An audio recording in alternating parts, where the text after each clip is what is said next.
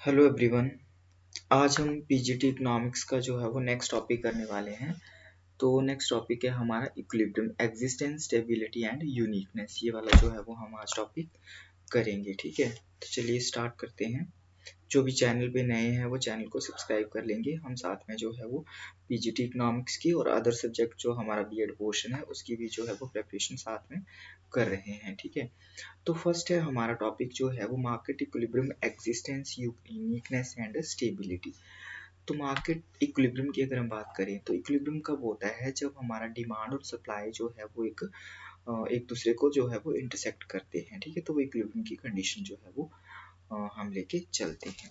अब यहाँ पर इक्विलिब्रियम की बात करें तो यहाँ पर थ्री प्रॉब्लम्स आती है। Three problems arises in connection with the journal equilibrium में। फर्स्ट आता है कि यहाँ पर does the journal equilibrium solution exist, मतलब कि क्या जर्नल इक्विलिब्रियम सॉल्यूशन जो है वो एग्जिस्ट करता है। First is this. ठीक है, तो उसको हम बोलेंगे एग्जिस्टेंस प्रॉब्लम। क्या बोलेंगे? Existence problem. सेकेंड अगर हम बात करें तो अगर है मतलब if an equilibrium solution exist, तो क्या ये यूनिक है?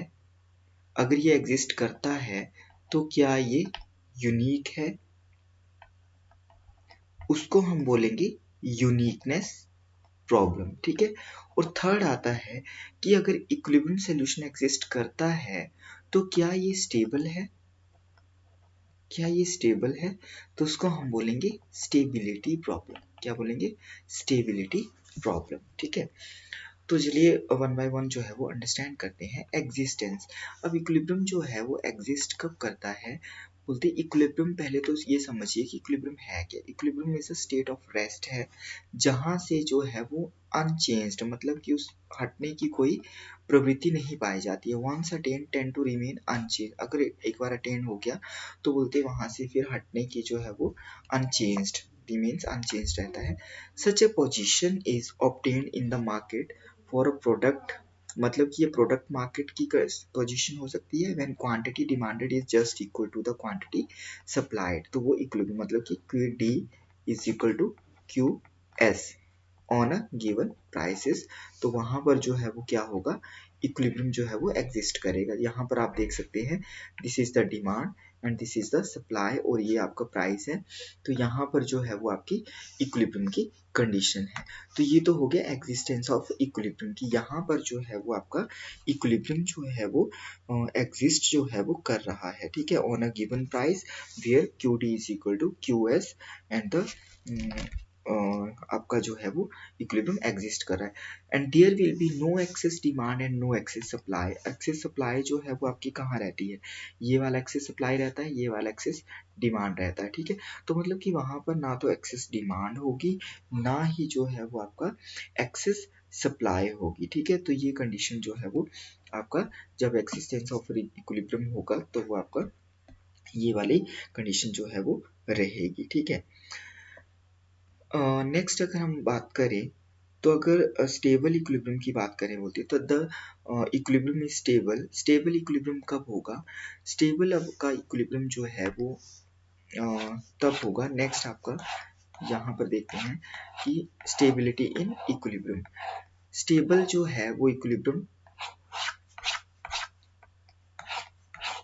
ये देखिए जरा यहाँ पर कि ये इस तरह से, मतलब कि आपका दो कंडीशंस देखते हैं। यहीं पर आपको जो है वो समझाते हैं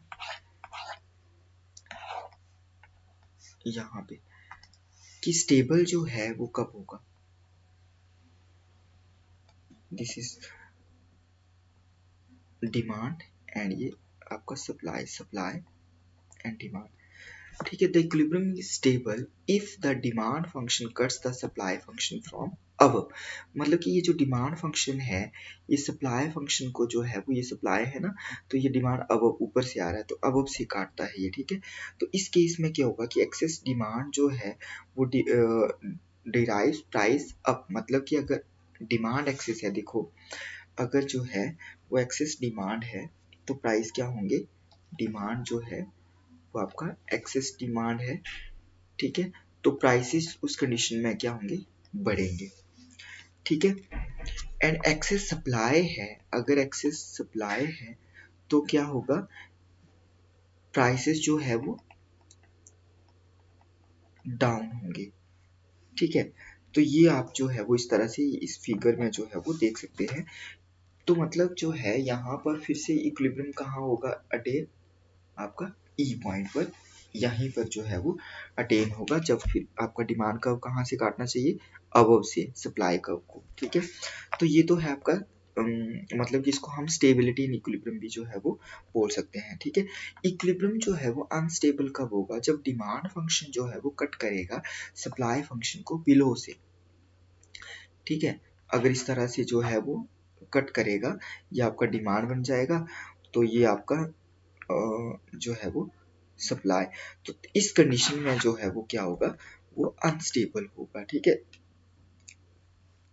बिलो से जब काटेगा तो इस केस में क्या होगा कि एक्सेस डिमांड जो है, अगर यहाँ पर कंडीशन अब उल्टी हो जाएगी, एक्सेस डिमांड जो है वो प्राइस डाउन करेगी और एक्सेस सप्लाई जो है वो प्राइस अप करेगी, ठीक है।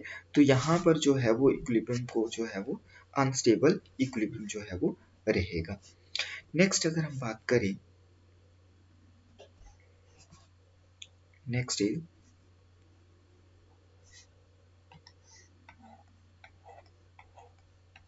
अब एग्जिस्टेंस ऑफ इक्विलिब्रियम जो है ये आपका रिलेटेड है यहाँ पर। अब यहाँ पर अगर ये ऐसे करके है, ऐसे है, तो यहाँ पर क्या होगा, नो इक्विलिब्रियम, तो यहाँ पर कोई इक्विलिब्रियम जो है वो नहीं है। साथ में आप यहाँ पर ये पढ़ सकते हैं, यूनिकनेस की अगर हम बात करें बोलते, तो डायग्राम में आगे बताया है कि E defines the market equilibrium position, this one, and यहाँ पे देखते हैं इसको, यहाँ पे। अब पहले तो ये देखिए कि यूनिकनेस जो है वो आपका किससे रिलेटेड है। यूनिकनेस की अगर हम बात करें तो आपका यूनिकनेस जो है वो इक्विलिब्रियम की से के slope of excess demand function से रिलेटेड है। किससे रिलेटेड है, the uniqueness of equilibrium is related to the slope of the excess demand function, मतलब ये स्लोप से रिलेटेड है, ठीक है। और स्टेबिलिटी की बात करें तो stability of the equilibrium depends on the relationship between slope of the demand and supply. Stability जो है वो आपका slope of the demand and supply से रिलेटेड है। यूनिकनेस जो है वो equilibrium slope of the excess demand से, किससे, एक्सेस डिमांड फंक्शन से जो है वो रिलेटेड है, ठीक है। आगे मैं लिख देता हूँ। तो नेक्स्ट देखेंगे यहाँ पर मल्टीपल इक्विलिब्रियम की बात करें तो ये इस तरह से हो जाएंगे, ये मल्टीपल इक्विलिब्रियम। ये वाला डायग्राम जो है वो आपको क्या शो कर रहा है, मल्टीपल इक्विलिब्रियम का शो कर रहा है, ठीक है। या इसको हम अनदर वे से भी जो है वो ऐसे दिखा सकते हैं, ऐसे करके, ऐसे भी होगा तो भी ये एक से ज़्यादा इक्विलिब्रियम हो गए, ठीक है। और अगर ऐसे करके है, मतलब ऐसे है या ऐसे है, तो यहाँ पर नो इक्विलिब्रियम, कोई भी इक्विलिब्रियम जो है वो एग्जिस्ट नहीं हो रहा है। और नेक्स्ट जो है, अगर हम इस तरह से देखें, जहां पर डिमांड कर्व ऊपर से काट रहा है सप्लाई को, ये अगर डी है, ये एस है, तो ये यूनिक है, इसको हम बोलेंगे यूनिक एंड स्टेबल इक्विलिब्रियम, ठीक है। अगर डिमांड कर्व जो है वो कुछ इस तरह का है, मतलब कि ये वाला सप्लाई डिमांड जो है वो नीचे से काटेगा, तो इसको हम बोलेंगे यूनिक, तो ये है बट अनस्टेबल, क्या है, अनस्टेबल इक्विलिब्रियम जो है वो ये रहेगा, ठीक है। नेक्स्ट अगर हम बात करें,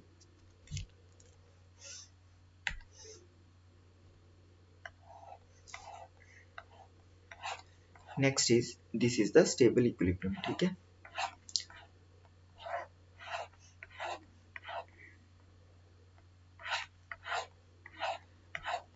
नेक्स्ट देखते हैं, नेक्स्ट जो है यहाँ पर अगर देखेंगे इंपॉर्टेंट, तो यहाँ ये देखिए, both the curve are upward rising, यहाँ पर ये दोनों कर्व की बात कर रहे हैं, ये वाला, ये भी और ये भी, डी और एस जो है वो दोनों क्या है, अपवर्ड राइजिंग है।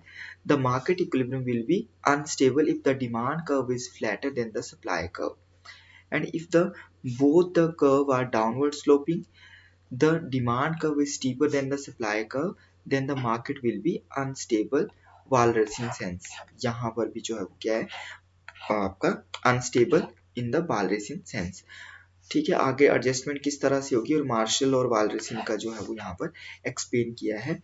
बोलते हैं अगर मार्केट जो है वो stable in both Walrasian and Marshallian sense in figure 4 देखेंगे, इसमें जो है वो मार्शल और वालरेसियन दोनों के अकॉर्डिंग जो है वो मार्केट क्या है यहाँ पर स्टेबल है, ठीक है, this is the stable equilibrium both condition में, ठीक है।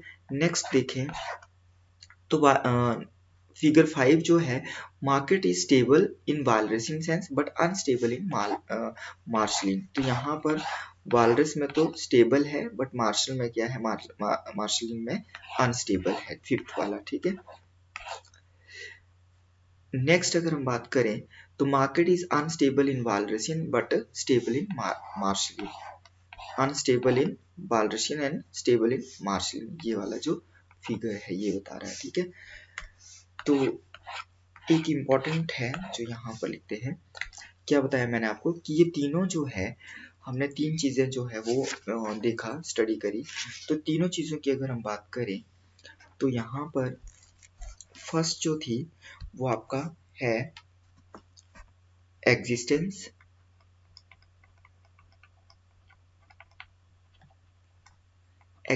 ठीक है, इसके बारे में देखेंगे तो ये बहुत इंपॉर्टेंट है। The existence of equilibrium is related to the problem of whether the consumer and producer, किससे रिलेटेड है, कंज्यूमर और एंड प्रोड्यूसर बिहेवियर से,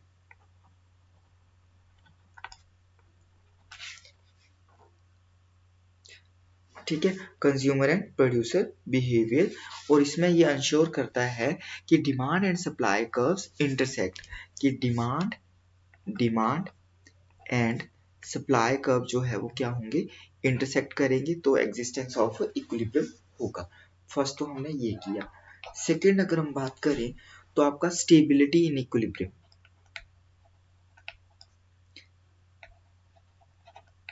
स्टेबिलिटी की अगर हम बात करें तो स्टेबिलिटी ऑफ इक्विलिब्रियम जो है it depends upon the relationship between slope of the demand and supply curve, किसके ऊपर डिपेंड करता है ये, slope of the demand and supply, ठीक है। और थर्ड जो है वो हमने क्या देखा, यूनिकनेस, यूनिकनेस की अगर हम बात करें तो the uniqueness of equilibrium is related to the slope of the excess demand function, किससे रिलेटेड है, related to the slope of the excess demand function, ठीक है, तो इससे जो है ये रिलेटेड है।